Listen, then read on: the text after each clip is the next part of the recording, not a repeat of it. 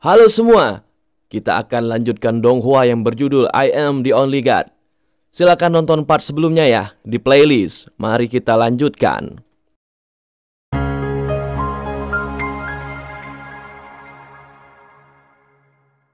Ning Chen kesal dengan kehadiran Lu Qingxi. Dia pun mengambil anak panah yang tadi mengincarnya.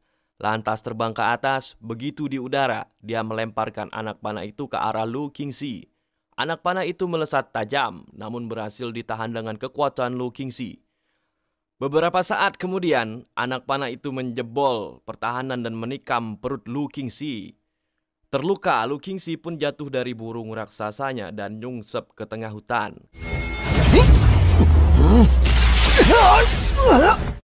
Habis itu, Ning Chen melancarkan jurus Crazy Wing Dance. Terjangan bulu sayap tajam menumbangkan banyak prajurit lawan yang ada di bawahnya. Habis itu, dia melesat mengambil pedangnya. Dia pun melancarkan terjangan ke arah Jenderal Qin Li. Beberapa prajurit pasang badan dan rela mati demi melindungi sang jenderal. Serangan Ning Chen pun gagal. Melihat kekuatan Ning Chen, Qin Li pun ngeri sendiri. Sementara itu, Ning Chen mengagumi Qin Li karena banyak yang rela mati demi melindungi dirinya. Sungguh sangat disayangkan, Qin Li malah menjadi pemberontak. Habis itu, Ning Chen menghimpun tenaga dahsyat, lantas melancarkan jurus terjangan naga miliknya. Beberapa prajurit langsung tumbang begitu terkena serangan tersebut. Setelahnya, Ning Chen melesat ke arah Qin Li berusaha menikamnya. Namun Li Guanlan muncul dan melancarkan serangan sekuat tenaga. Untungnya, Ning Chen berhasil menahan serangan itu dan selamat tanpa terluka. Dia pun bertarung melawan Li Guanlan dan Qin Li sekaligus. Setelah saling serang, pedang Ning Chen hanya bisa menebas baju Qin Li. Dia pun langsung melompat menjaga jarak. Ning Chen kesal karena kesempatannya terlewatkan. Karenanya, dia bergegas terbang menuju goa. Para prajurit berusaha mengejar, namun Qin Li segera meminta mereka berhenti mengejar. Beberapa saat kemudian, Li Guanlan membantu Qin Li mengobati dirinya dengan tenaga dalam. Setelah pulih, Qin Li pun membahas mengenai Ning Chen. Menurutnya, kehadiran Ning Chen merupakan hal menggegerkan dari konflik kacaunya kekaisaran. Li Guanlan sependapat, karena adanya Ning Chen, resimen lain ditempatkan di sekitar kekaisaran. Menurutnya, jika mereka tidak menyingkirkan Ning Chen secepat mungkin, maka kemungkinan besar akan kehilangan kesempatan menang. Li Guanlan juga berkata bahwa yang paling dia khawatirkan bukanlah pasukan utama, kekuatan keluarga bangsawan maupun kekuatan penguasa kota, melainkan Ning Chen sendiri. Dia mengenang bahwa saat pertama kali melihat Ning Chen, dulu Ning Chen hanya di tahap keempat ranah Tong Xuan. Waktu itu Ning Chen masih tak bisa menghadapi Li Guanlan. Setelahnya, Ning Chen dikalahkan dan dipenjarakan oleh Ye Zhang. Hebatnya, hanya dalam 1 hari, dia bisa menembus ke tahap kelima. Tak hanya lebih hebat dari para prajurit, namun Ning Chen juga punya kekuatan yang setara dengan Li Guanlan dan Ye Zhang. Setelahnya, Ning Chen juga kembali berhadapan dengan Li Guanlan dan Qian Yu dan berhasil membunuh Yawuk Sue. Dan barusan tadi, Ning Chen sudah jauh lebih kuat. Dia bahkan bisa menerima serangan terkuat yang dilancarkan Li Guanlan. Li Guanlan ngeri karena hanya dalam beberapa hari, Ning Chen bukan hanya makin kuat, tetapi efektivitas tempurnya juga sudah meningkat secara signifikan. Li Guanlan pun merasa bahwa saat ini Ning Chen sudah melangkah ke tahap ke-6 ranah Tongling. Qin Li merasa bahwa kecepatan kultivasi Ning Chen terlalu luar biasa. Dia pun bertekad untuk mencoba mengalahkannya. Sementara itu, Ning Chen sudah tiba di hadapan Lei Tianlong. Dia pun memperkenalkan dirinya.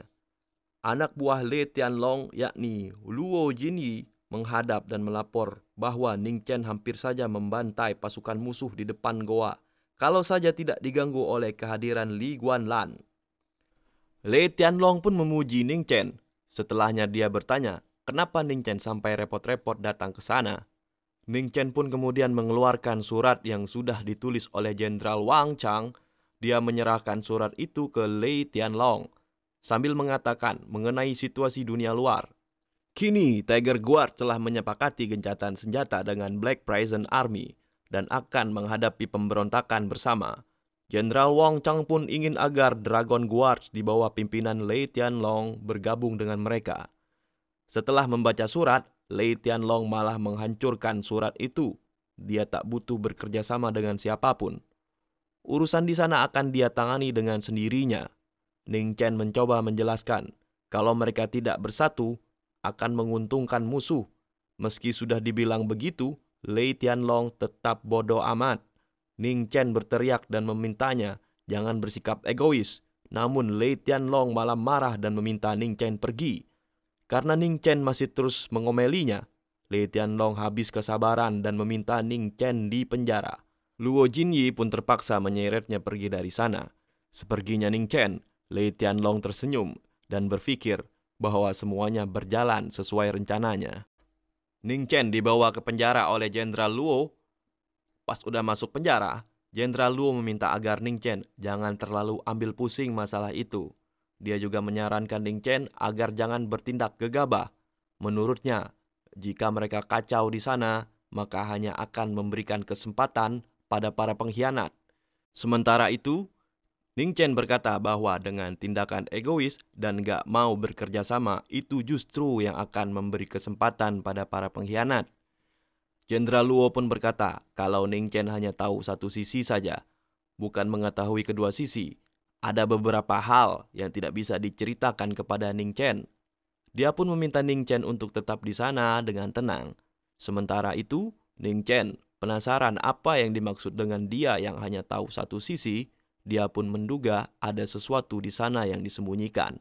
Sementara itu, Li Guanlan menemui Qian Yu yang sedang mengawasi para prajurit menggali parit panjang untuk mengalirkan air ke dalam goa.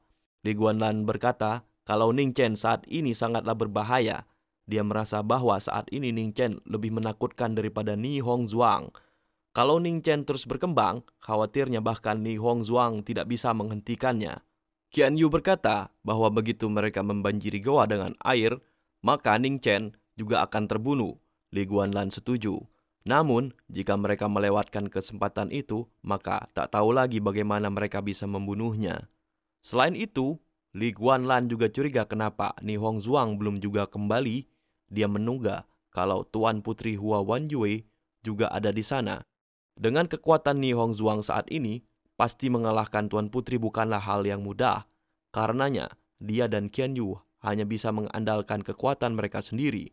Li Guanlan sudah berdiskusi dengan Jenderal Qin Li dan mereka sepakat kalau besok pagi seluruh goa akan tenggelam karena banjir. Di penjaranya, Ning Chen berusaha berpikir keras. Dia tak tahu apa yang direncanakan oleh Lei Tianlong. Pilihan terbaik menghadapi lawan jelas-jelas adalah dengan menggabungkan kekuatan. Namun, anehnya Lei Tianlong malah menolaknya. Dia pun penasaran apakah Lei Tianlong punya cara yang lebih baik. Selain itu, Ning Chen juga penasaran kenapa pasukan yang dibawa Lei Tianlong salah memilih untuk bersembunyi di goa itu.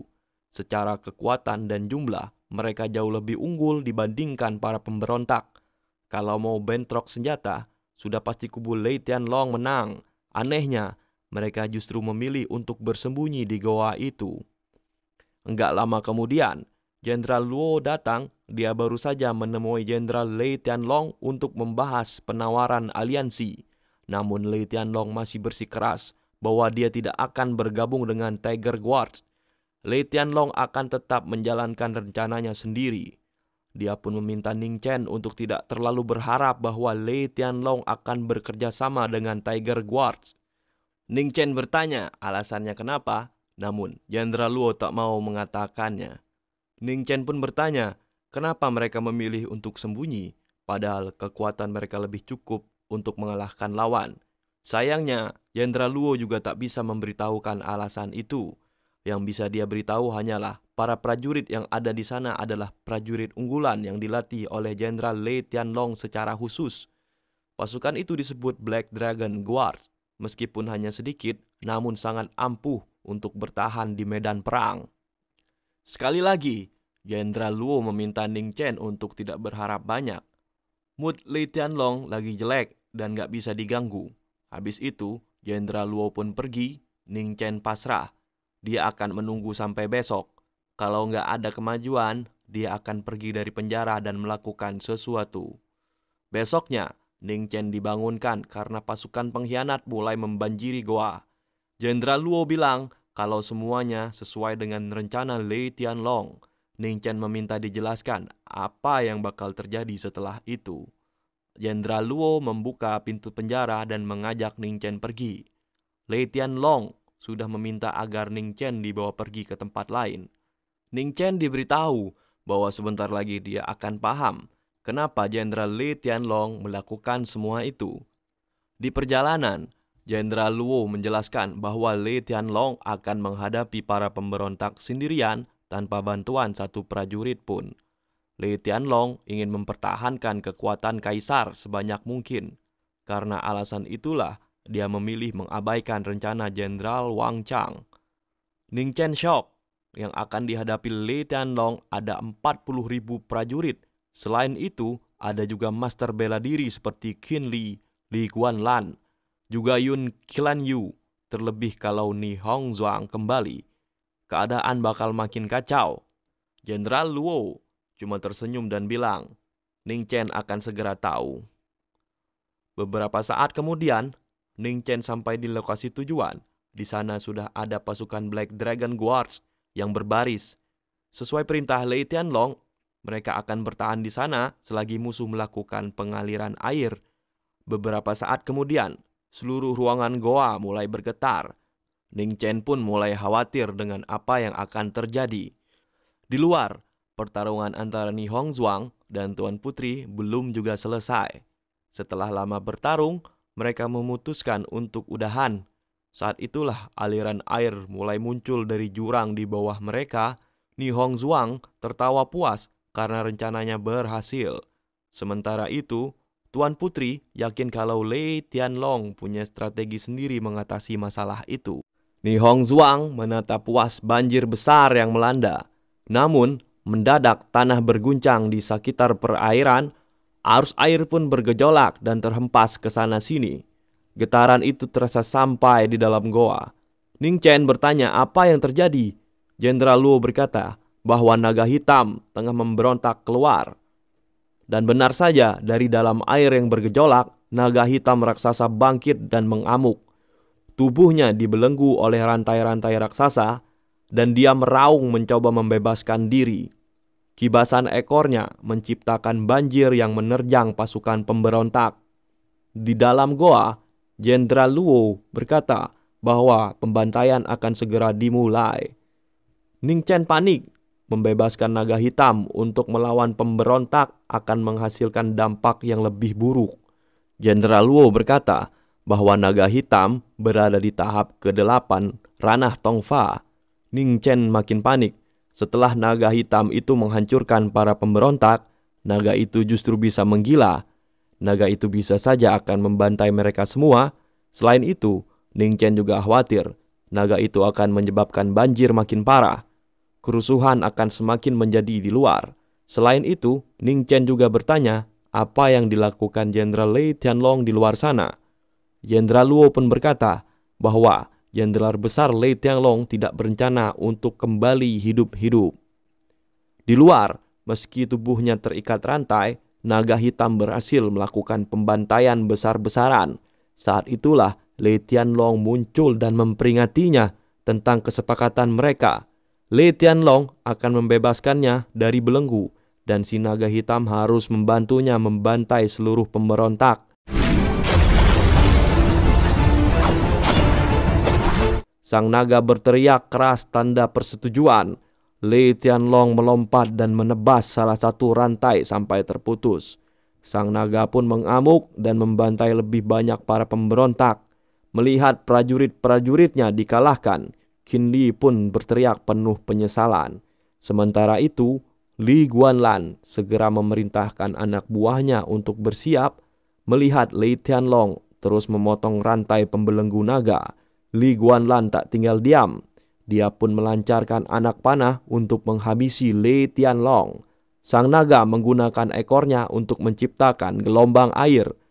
Anak panah itu pun berhasil disingkirkan. Beberapa saat kemudian, Semua rantai pembelenggu sudah dihancurkan. Sang naga mengamuk makin ganas. Dia terbang ke udara, melakukan pembantaian brutal, lantas menerjang ke sungai yang deras. Dia mengendalikan air untuk membantai lebih ganas lagi. Di dalam gua, Jenderal Luo berkata bahwa Lei Tianlong berniat untuk membunuh naga hitam begitu pembantaian selesai. Jika keduanya menghilang, maka mereka bisa menang tanpa bertarung. Selain itu, untuk masalah banjir, Jenderal Luo berkata bahwa Gua Changjun memiliki terowongan bawah tanah yang mengarah langsung ke sumber air tanah. Karenanya banjir tidak akan menyulitkan mereka. Meskipun begitu, Ning Chen tetap tak habis pikir. Semua itu diatur untuk mengorbankan sang jenderal besar. Dia tak habis pikir kenapa Lei Tianlong sampai nekat melakukan cara yang membahayakan nyawanya sendiri. Kembali keluar, Qian Yu menatap ngeri pembantaian yang dilakukan sang naga.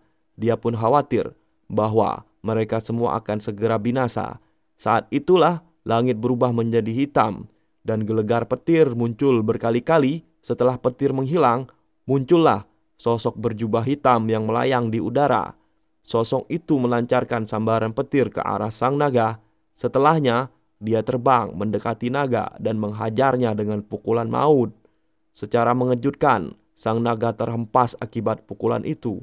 Sosok misterius itu pun melanjutkan perlawanannya terhadap sang naga. Lei Tianlong terkejut. Sosok yang baru muncul itu sudah mencapai tahap ke-8 ranah Tongfa. Sementara itu, Qian Yu dan yang lainnya secara serempak menyebut sosok misterius itu sebagai tuan mereka. Tuan Putri pun terkejut karena menyaksikan dalang di balik semua pemberontakan. Akhirnya dia paham kenapa sosok itu tak pernah muncul selama ini. Ternyata dia sedang melakukan penerobosan ke tahap 8 dan kini sudah muncul setelah berhasil mencapai tahap ke-8. Sang tuan pasukan pemberontak menggunakan jurus petir untuk menghadapi naga hitam. Keduanya saling melancarkan serangan dahsyat. Si tuan pun melesat menerjang rentetan gelombang air yang dilancarkan naga hitam. Lantas meninju naga tersebut sampai terpental mundur dan ambruk ke sungai. Naga hitam bangkit sambil melemparkan batu besar. Sang tuan menghindari batu tersebut, lantas bersiap melancarkan serangan. Dia menciptakan pedang sihir dan siap menebas sang naga. Namun, Lei Tianlong melesat dan menyerangnya dari samping. Kedua master bela diri itu bertarung di udara dengan cepat. Pedang Lei Tianlong menyayat tangan sang tuan, namun dia dihempaskan mundur dan membentur tanah. Saat itulah naga hitam berusaha menerkam sang tuan, namun kekuatan sang tuan cukup hebat untuk menahan rahang naga tersebut. Dia pun melancarkan terjangan dahsyat sehingga naga hitam terhempas ke belakang. Begitu terbebas dari terkaman, sang tuan menghimpun kekuatan petirnya. Lei Tianlong melompat untuk menyerangnya sekali lagi. Keduanya pun bentrok dan saling melancarkan tikaman maut. Sampai akhirnya Lei Tianlong tumbang dan jatuh ke sungai setelah terkena tikaman lawannya. Begitu Lei Tianlong terjatuh, sang tuan pun merebut pedangnya. Lantas dia gunakan untuk melancarkan tebasan maut. Sang naga kesakitan karena tebasan itu berhasil melukainya. Dia pun bergegas melarikan diri. Namun, sang tuan bergegas mengejarnya. Sementara itu, di dalam goa, Ning Chen mengikuti Jenderal Luo pergi melewati pintu rahasia. Begitu lorong muncul di depan mereka, langsung saja segerombolan prajurit berlari menuju lorong itu untuk beraksi. Di luar sana, banyak pasukan pemberontak yang terbantai. Sisa-sisanya dipimpin Qin Li untuk memeriksa apakah ada yang masih selamat atau tidak. Tak lama kemudian, pasukan Dragon Guards dari dalam goa muncul dan membantai mereka semua. Ning Chen pun menyaksikan pertarungan itu dari kejauhan. Saat melihat ke sekeliling, dia menyaksikan Qin Li bertarung melawan beberapa prajurit sekaligus.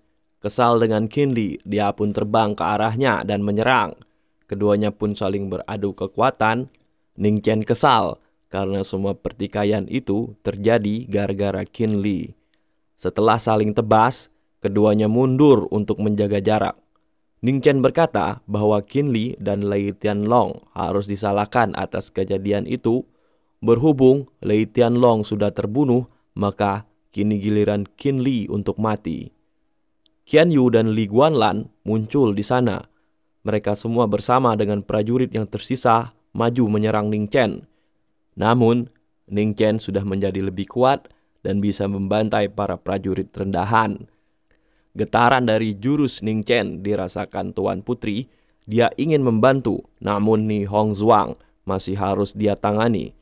Di sisi lain, Jenderal Guo membagi pasukan menjadi dua. Satu untuk mencari tubuh jenderal besar, satunya lagi ikut bersamanya membantu Ning Chen. Sementara itu, Ning Chen terus melakukan pembantaian. Qian Yu dan Li Guanlan melompat ke udara untuk menyerang Ning Chen bersamaan. Ning Chen pun melancarkan serangan beruntun untuk menghadapi mereka. Awalnya mereka berdua bisa menghindari serangan Ning Chen, namun karena serangan terlalu banyak, keduanya pun terhempas ke bawah dan mendarat di sebelah Qin Li. Langsung saja, Qin Li memerintahkan semua prajurit yang tersisa untuk menyerang. Ning Chen mengibaskan sayapnya dan menciptakan terjangan yang menumbangkan banyak prajurit. Setelahnya, dia mengerahkan energi di sayapnya, lantas melancarkan teknik Crazy Wing Dance. Hujan bulu sayap tajam pun tercipta dan membantai sisa prajurit yang masih bertahan. Ning Chen mendarat di tengah tumpukan mayat. Qin Li bersama Qian Yu dan Li Guanlan terdesak. Tak ada lagi prajurit yang tersisa. Karenanya, Qin Li maju seorang diri menghadapi Ning Chen. Keduanya saling beradu serangan jarak dekat. Gerakan keduanya begitu cepat sehingga sulit untuk disaksikan. Sampai akhirnya, prajurit pemberontak yang sekarat menahan kaki Ning Chen memanfaatkannya. Qin Li melesat untuk menghabisi Ning Chen. Untungnya, Jenderal Guo tiba di sana dan melancarkan serangan ke arah Qin Li. Sayangnya, Qin Li bisa menghindari serangan itu. Melihat celah, Ning Chen segera membebaskan diri dan menebas Qin Li begitu cepat. Qin Li pun tumbang setelah terkena tebasan fatal tersebut. Li Guanlan dan Qian Yu ingin menyerang, namun Nin Hongzhuang meminta mereka mundur karena sudah kalah telak. Begitu keduanya minggat, Ning Chen terjatuh lemas. Tuan Putri bergegas menangkapnya dan membaringkannya dengan aman. Setelahnya, Jenderal Guo pun memuji keberanian dan kehebatan Ning Chen. Beberapa saat kemudian, Ning Chen menemukan mayat jenderal besar. Saat itulah, jenderal besar memberikan petunjuk tentang siapa dalang utama di balik pemberontakan. Lei Tianlong menuliskan nama dengan darahnya. Sayangnya, tulisan itu tidak selesai. Melihat dari ekspresi Lei Tianlong, sepertinya dia mengenal siapa orang tersebut. Jenderal Guo dan beberapa prajurit pun tiba di sana dan membawa jasad jenderal besar. Pertikaian di Dragon Guards pun akhirnya berakhir. Sementara itu, di markas pemberontak, Ni Hongzhuang kesal karena rencana mereka berantakan. Setelahnya, dia mengeluarkan beberapa obat herbal yang berbahaya namun bisa membantu penerobosan kultivasi bagi Quan Yi dan Li Guanlan. Meski bisa efektif, namun efeknya akan sangat menyakitkan, bahkan bisa menghilangkan nyawa. Setelah memberikan obat itu, Ni Hongzhuang pun pergi dari sana. Sementara itu, Ning Chen sedang menyendiri di sebuah bukit. Dia mendadak merasakan tangannya memancarkan energi merah. Energi itu menuntunnya ke suatu tempat. Saat dia mengikuti arahnya, ternyata dia dituntun menuju potongan daging naga hitam. Celakanya, di sana sudah ada si gagak putih yang memakan daging itu. Kelar makan, si burung langsung minggat. Habis itu, Ning Chen mengikuti arahan dari energi itu. Dia pun menemukan daging naga yang belum dimangsa si gagak putih. Langsung saja, Ning Chen menyerapnya. Begitu diserap, kini Ning Chen memiliki kekuatan yang jauh lebih dahsyat lagi. Dia menduga kalau naga hitam dan sosok misterius itu bertarung sampai terluka parah. Karenanya, Ning Chen berniat mencari keberadaan si sosok misterius itu. Sambil terus mencari, dia juga mengumpulkan semua potongan daging naga. Karena tak menemukan si sosok misterius, dia kepikiran buat menghabisi si burung gagak putih. Dia memancingnya dengan potongan daging naga, namun lama dia menunggu, si burung jumbo itu enggak juga nongol. Ning Chen masih tak melihat kedatangan si gagak putih. Saat itulah dia melihat pancaran energi terang dari arah sebuah gunung. Dia pun merasakan esensi batu yang sangat kuat dari sana. Menurutnya, kekuatannya tidak kalah dibandingkan dengan batu di Gunung Barat. Karena penasaran, dia pun terbang menuju lokasi munculnya energi tersebut. Setelah terbang cukup lama, dia sampai di lokasi sumber energi. Ternyata berasal dari sebuah bongkahan batu di tebing curam. Dia mendarat di sana dan penasaran kenapa bentuk batu itu sama persis dengan yang ada di Gunung Barat. Saat dia memeriksanya, dia pun menyadari bahwa batu itu juga digunakan untuk menutup sebuah goa. Dia mencoba menghancurkannya, namun batu itu tidak bergerak. Saat itulah Ning Chen bersemedi dan memanfaatkan batu tersebut untuk berkultivasi.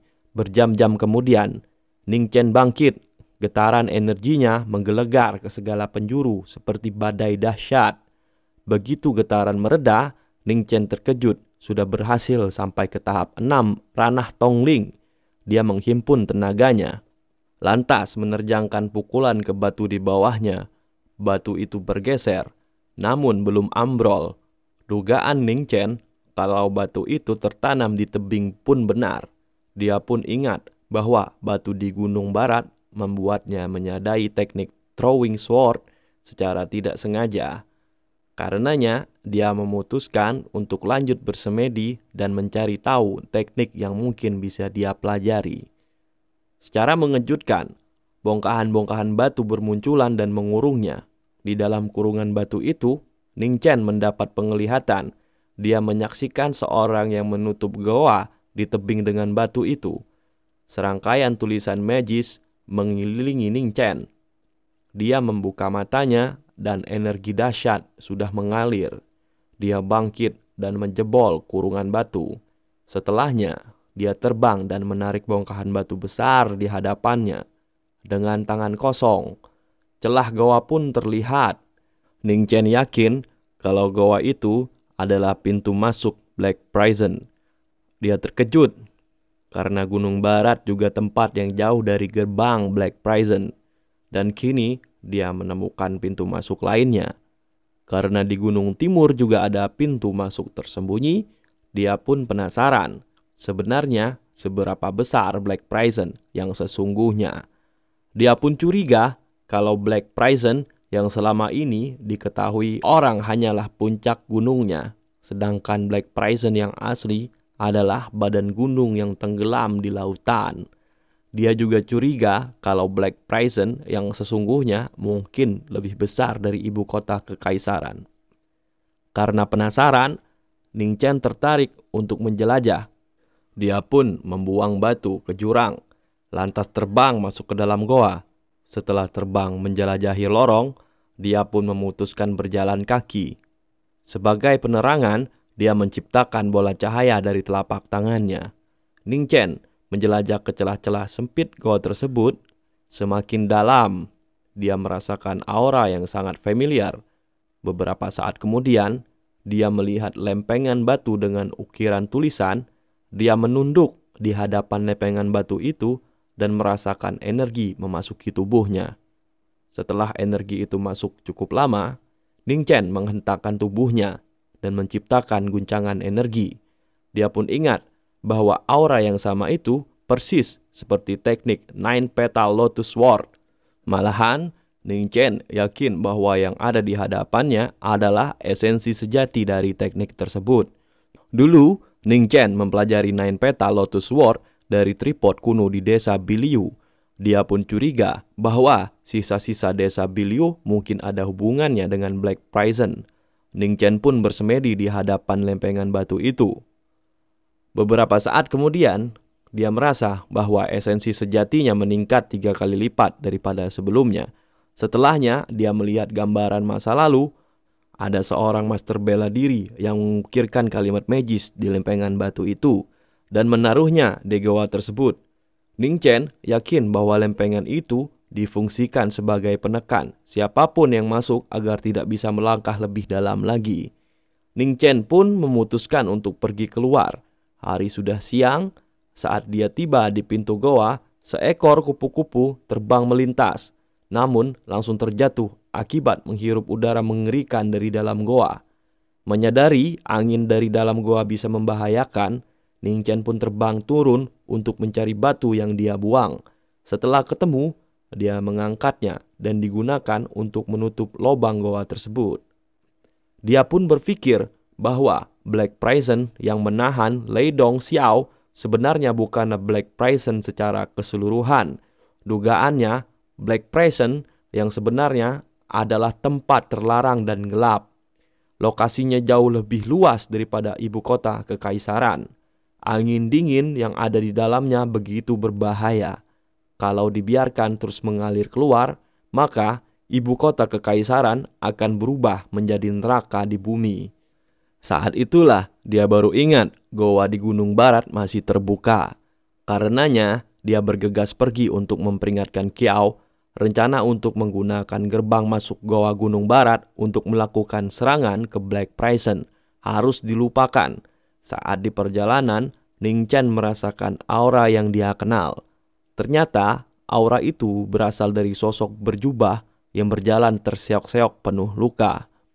Menyadari bahwa sosok itu adalah dalang di balik pemberontakan, Ning Chen pun muncul di hadapannya. Dia makin yakin karena sosok di hadapannya itu membawa pedang milik Lei Tianlong. Keduanya pun bertarung. Meski lawannya sedang terluka, namun Ning Chen terlihat kewalahan. Ning Chen pun takjub karena lawannya masih sangat kuat meski sedang terluka. Setelahnya dia dan lawannya saling melompat dan melancarkan jurus maut. Ning Chen terhempas menjauh dan tersungkur.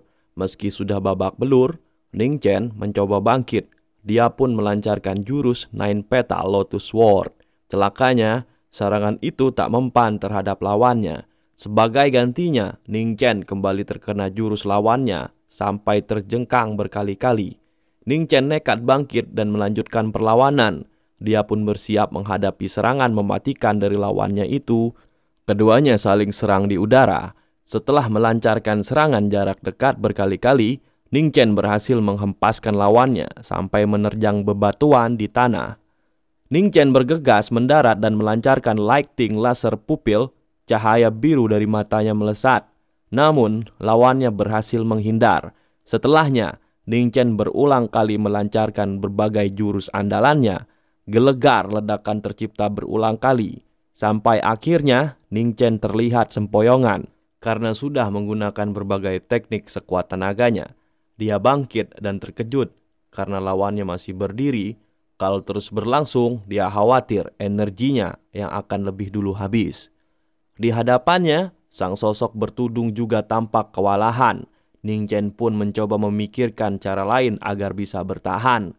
Dia pun mencoba mengulur waktu dengan membahas pertarungan kemarin. Saat lawannya lengah, Ning Chen membentangkan sayapnya dan kabur. Sementara itu, Kiao sedang memimpin pasukannya untuk berlatih. Beberapa saat kemudian, Ning Chen mendarat di sana dan terjatuh. Kiao pun mendekatinya dengan khawatir. Ning Chen berkata dia baru saja bertarung melawan master dari para pemberontak. Kondisi sang master sedang terluka, dan ini adalah kesempatan emas untuk menghabisinya. Dia pun mengajak Kiao untuk bertarung bersamanya. Mengalahkan master itu, karena Ning Chen terluka, Kiao pun memberinya pil untuk penyembuhan. Kiao meminta Ning Chen jangan banyak bergerak dan menyerahkan urusan itu kepadanya. Ning Chen pun mengatakan hal lain dan memberitahu cewek itu bahwa goa di Gunung Barat merupakan tempat bahaya menuju lokasi terlarang. Dia meminta agar tempat itu tidak dimasuki. Setelah memperingatkannya, Ning Chen pun meminta Kiao mengirimkan jenderal besar Tiger Guards dan menghabisi master pemberontak itu. Meski begitu, Kiao berkata kalau harus pergi ke markas Tiger Guards akan terlalu lama. Dia juga baru saja mempelajari bendera harimau dan menyadari kekuatannya. Anak buahnya juga sudah berlatih dengan bendera harimau itu dan bisa menggunakan setengah kekuatannya. Karena itu, dengan jumlah mereka pasti sudah cukup untuk berurusan dengan master itu. Saat itulah Kiao memberi semangat kepada para pasukannya untuk bertarung. Mereka semua pun langsung membentuk formasi harimau. Dalam sekejap, wujud harimau ilahi raksasa pun tercipta dari gabungan mereka semua. Setelahnya, wujud harimau itu melesat bersama dengan Ning Chen yang terbang. Mereka menyusuri area hutan untuk mencari keberadaan master itu. Saat malam tiba, master tersebut muncul dan melancarkan serangan ke Ning Chen. Untungnya, Ning Chen berhasil menghindarinya. Saat sang master menghimpun tenaga untuk melancarkan serangan berikutnya, sang harimau melesat dan menerjangnya. Master itu pun terhempas dan terjerembab ke bebatuan dengan keras. Ning Chen segera melancarkan Nine Petal Lotus Sword. Jurusnya itu berhasil membuat sang master kehilangan pedangnya. Ning Chen langsung melesat dan mencoba menyerang sang master. Keduanya saling serang meski tanpa pedang. Sang master bisa menggunakan jurus petirnya. Untungnya serangan demi serangan itu tak mengenai Ning Chen. Sampai akhirnya Ning Chen melancarkan tebasan yang berhasil memotong jari master itu. Tak mau modar, master itu melompat dan melarikan diri. Ning Chen pun bergegas mengejarnya. Sementara Kiao dan anak buahnya bergegas pergi untuk memberitahu jenderal besar. Ning Chen terbang mengejar sang master yang lari kocar-kacir. Dari udara, Ning Chen melancarkan jurus laser matanya. Sinar biru dari matanya menerjang si master dan membuatnya tersungkur.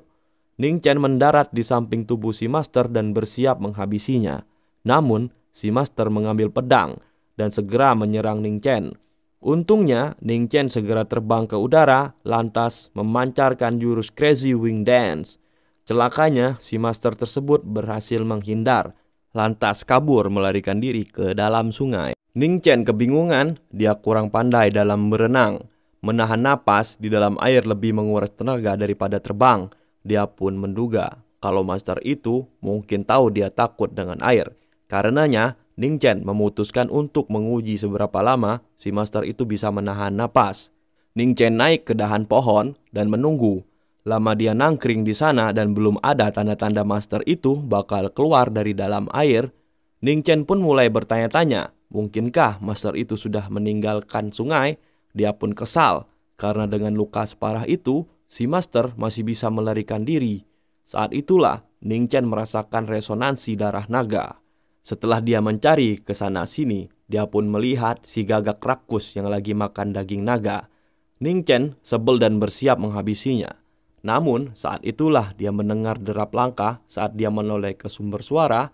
Ternyata berasal dari pasukan pemanah Forbidden Guards yang dipimpin oleh Jenderal Li Qinzi. Saat itulah si gagak rakus terbang ke kawasan air dan ngoceh. Dia bilang kalau si master itu terjun ke bawah sana dan masih sembunyi. Si gagak bilang kalau Ning Chen takut sama air dan gak berani turun. Habis itu si gagak langsung minggat. Ning Chen pun jengkel, namun berdasarkan informasi si gagak, Li Qinzi memerintahkan anak buahnya untuk melakukan pencarian. Langsung saja, para prajurit menyelam ke sungai dan mencari si master yang terluka. Beberapa prajurit lain bersiaga di tepi sungai dan menyiapkan panah. Beberapa saat kemudian, para penyelam kembali ke permukaan. Mereka melapor, tidak menemukan apa-apa. Jenderal Li Qinzi pun meminta mereka melanjutkan pencarian. Para penyelam pun kembali ke dalam air. Di atas pohon, Ning Chen masih memantau dengan seksama. Dia terus menunggu hasil pencarian, namun sejauh ini belum ada tanda-tanda si master ditemukan. Ning Chen pun mulai mengantuk, namun dia mencoba sekuat tenaga untuk tidak tertidur. Pencarian terus dilakukan sampai berjam-jam, bahkan sampai matahari terbit. Pencarian masih terus dilakukan tanpa ada hasil. Beberapa saat kemudian, Ning Chen makin waspada karena Qian Yu dan Li Guanlan beserta pasukan mereka tiba di sana. Ning Chen kaget karena mereka berdua sudah menerobos ke tahap 6. Setelah kedatangan mereka, si master pun muncul dari dalam air dan menuju sebuah tandu yang disiapkan.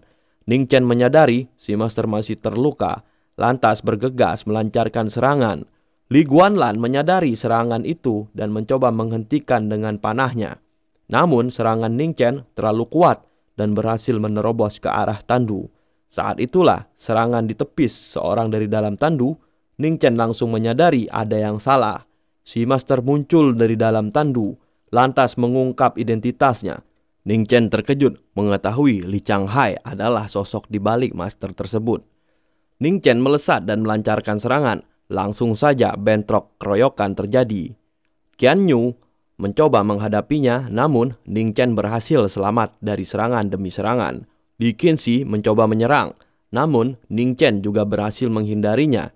Setelah bentrok dengan mereka, Ning Chen melesat ke arah Li Changhai dan beradu tebasan. Setelah beberapa saat, Ning Chen dihempaskan mundur. Tak butuh waktu lama, Ning Chen langsung menerjang ke arah para musuhnya dan membantai satu persatu prajurit yang mencoba menyerangnya. Qian Yu mencoba menyerang, namun dengan mudah dihempaskan Ning Chen. Dia pun melawan siapapun yang mengepung dengan begitu brutal. Kombinasi Li Qinxi, Li Changhai, Li Guanlan, dan Qian Yi tak bisa menghentikan Ning Chen. Selama dia bertarung, sosok master yang asli melompat keluar dari dalam air dan bergegas pergi ke tandu. Ning Chen pun kesal dan mencoba menghentikannya. Dia menghempaskan Qian Yu menjauh, lantas melesat ke arah tandu. Li Changhai dan Li Guanlan bersamaan mencoba menghentikan Ning Chen, namun Ning Chen menghindari serangan mereka. Celakanya, Li Qinxi muncul dari udara dan melancarkan tembakan panah. Ning Chen bermanuver menghindar dan melompat ke udara. Dia baru saja ingin melancarkan serangan, namun jurus petir si master menerjangnya sehingga dia tersungkur. Ning Chen bangkit dengan segera dan mengejek si master karena lukanya tak akan sembuh dalam waktu cepat. Si master ngamuk dan meminta anak buahnya membunuh Ning Chen. Langsung saja Ning Chen menjadi incaran semua orang yang ada di sana. Terdesak, Ning Chen menggunakan jurus Nine Petal Lotus Sword. Jurusnya itu bisa menghentikan sebagian besar musuh yang mendekat. Namun, Li Changhai berhasil menerobos dan melancarkan tebasan. Ning Chen menahan tebasan itu dengan pedangnya, dan mereka berdua pun saling adu kekuatan. Setelahnya, Ning Chen menghempaskan Li Changhai mundur. Bersamaan dengan itu, semua orang di sana langsung membentuk formasi dan mengepung Ning Chen. Li Changhai pun memuji ketangguhan Ning Chen dalam bertarung. Sementara itu, Ning Chen ngamuk karena sebagai wakil komandan Forbidden Guard, Li Changhai berani mengkhianati Yang Mulia. Keduanya pun berdebat mengenai pemberontakan itu. Li Changhai merasa kasihan pada Ning Chen karena ucapan Ning Chen itu tidak akan mempengaruhinya. Ning Chen pun berkata kalau dia tidak berusaha mempengaruhi siapapun. Dia memang sengaja mengulur waktu mereka semua. Ning Chen membentangkan sayapnya dan terbang. Para pemanah langsung beraksi. Namun, Ning Chen menepis semua panah itu dan melancarkan serangan balik. Tak buang-buang waktu, dia langsung melesat ke arah tandu yang membawa si master. Dia masih dihujani panah, namun dengan kibasan sayapnya, semua panah itu berhasil disingkirkan. Celakanya, si gagak putih Sinting muncul dan menyerang Ning Chen. Serangan itu menerjang Ning Chen dengan telak dan membuatnya terhempas menerjang tebing. Langsung saja Li Changhai meminta serbuan anak panah. Ning Chen mencoba mati-matian menahan hujan panah. Namun beberapa panah berhasil melukainya. Li Changhai melompat dan berusaha menikam Ning Chen. Untungnya Ning Chen berhasil menghindar. Dia pun terbang mengejar tandu. Celakanya dari dalam sungai muncul master bela diri lain dan menyerangnya. Ning Chen mencoba menggunakan jurus tapak sakti untuk menghalau serangan. Namun dia tetap terhempas dan membentur bebatuan. Dia pun terkejut melihat Zhang Liun muncul dari dalam sungai. Ning Chen menceramahi mereka semua. Dia tak percaya mereka bersedia mengkhianati Yang Mulia hanya demi master yang tak pernah mereka lihat wajahnya. Li Changhai maju dan menghadapi Ning Chen. Keduanya pun bertarung dan Ning Chen dengan mudah menghempaskannya ke tebing. Ning Chen segera terbang menjauh mengejar tandu. Sementara para prajurit masih mencoba menyerangnya dengan serbuan panah. Karena Ning Chen sudah jauh, para pemberontak pun bergegas mengejarnya. Zhang Liun menaiki si gagak putih dan mengejar dari udara. Sementara itu, Ning Chen melihat tandu di salah satu sisi hutan. Dia pun hinggap di sebuah dahan pohon. Saat master keluar dari tandu, dia menggunakan jurus mata lasernya untuk menyerang. Si master jatuh terbunuh, namun ternyata dia hanyalah master palsu. Ning Chen mencoba mengingat-ingat kejadian saat Li Changhai meminta pasukannya mengejar. Ning Chen pun terkejut dan menduga kalau si master masih ada di dalam air. Tanpa basa-basi, dia langsung terbang kembali ke lokasi sebelumnya. Ning Chen mendarat di salah satu sisi hutan. Dengan situasinya yang sekarang, sudah pasti si Master telah melarikan diri. Dia pun kesal karena sudah tertipu berkali-kali. Dengan situasi saat ini, Ning Chen semakin penasaran siapa sosok di balik kerudung Master itu. Dia menduga pelakunya adalah orang di dalam kekaisaran. Saat itulah Zhang Liun muncul bersama Gagak Putih. Sebelum mereka bentrok, Ning Chen bertanya kepada Zhang Liun mau mengkhianati yang mulia. Padahal Zhang Liun adalah putra angkat kaisar. Setelah menceramahinya, mendadak Zhang Liun kesakitan. Dia berteriak kalau dia tidak mau melukai kakaknya yang seorang pangeran. Melihat Zhang Liun seperti itu, si Gagak Putih terbang menjauh. Ning Chen yakin si Gagak ingin melaporkan kejadian itu, tak mau membiarkannya. Ning Chen pun bertekad harus menghabisi Gagak sialan tersebut. Aksi kejar-kejaran dengan si burung laknat pun terjadi. Ning Chen berusaha menyerangnya berkali-kali dari belakang, namun si burung laknat selalu berhasil menghindar. Selama aksi kejar-kejaran, si burung laknat terus menghina Ning Chen. Sampai akhirnya Ning Chen melancarkan serangan akurat. Dia pun berhasil menikam si burung dengan jurusnya. Burung itu jatuh dan ambyar ke bebatuan. Ning Chen mendarat dan memeriksanya. Dia pun bersyukur karena akhirnya bisa menghabisi burung sialan itu. Saat itulah tangannya bersinar merah. Secara mengejutkan, Ning Chen mendapatkan kekuatan cakar naga. Meski begitu, dia tak punya waktu untuk memikirkannya. Dia menyarungkan pedangnya dan segera pergi dari sana.